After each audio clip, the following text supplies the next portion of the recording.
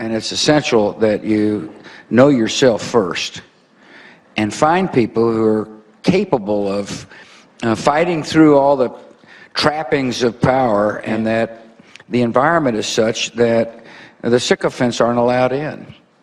I don't know if that makes any sense, but President Bush, they told me to use some big words. used properly. Yeah. So President Bush,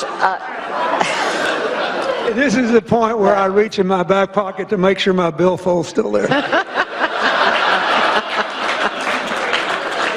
I don't know any big words. I'm just a poor, itinerant portrait artist. right.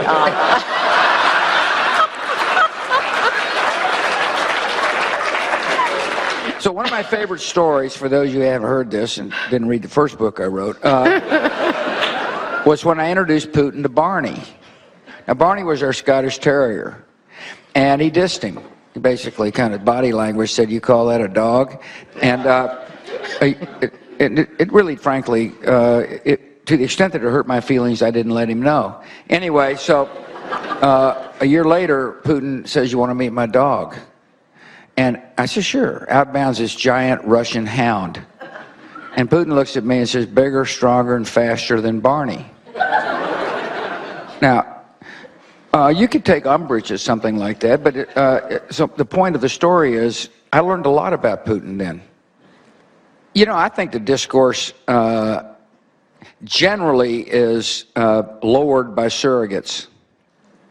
And the internet is a brutal place these days for political figures because there's a high degree of anonymity. There's no personal responsibility whatsoever. People can say whatever they want to say, and it kind of becomes currency.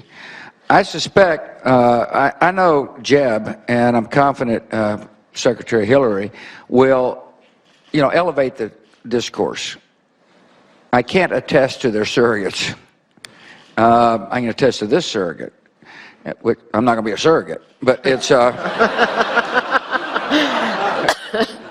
But look, I think American people expect to be, some sharp elbows in a campaign.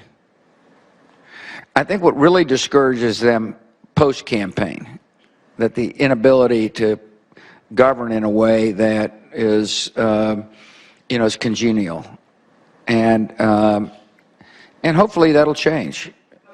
I think they ought to have these debates, both in the Republican primary and the Democratic primary.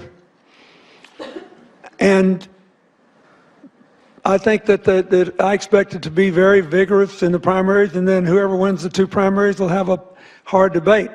But they need to keep in mind that what we are trying to do is to take the advantages America has, and as Mark Cuban said, we talked about it, we're well positioned, but we haven't proved yet that we can solve the problem that's bedeviling the world. That is, that we can create so many jobs that we have a large percentage of our workforce in, and we can have shared prosperity. And we ought to show respect for the debate by trying to be as specific and clear as we can about the policy choices before us. So much in the media today is this sort of culture of anger and resentment. We got to kind of rise above anger to answers. It resides above resentment to a real response. The world belongs to tomorrow, not yesterday. Someday, for all of us, it'll be our last day. And what will matter were all the steps we took along the way and what they amounted to. You want to add to I was stuck on that "someday may be your last day" line. I thought that was pretty damn profound.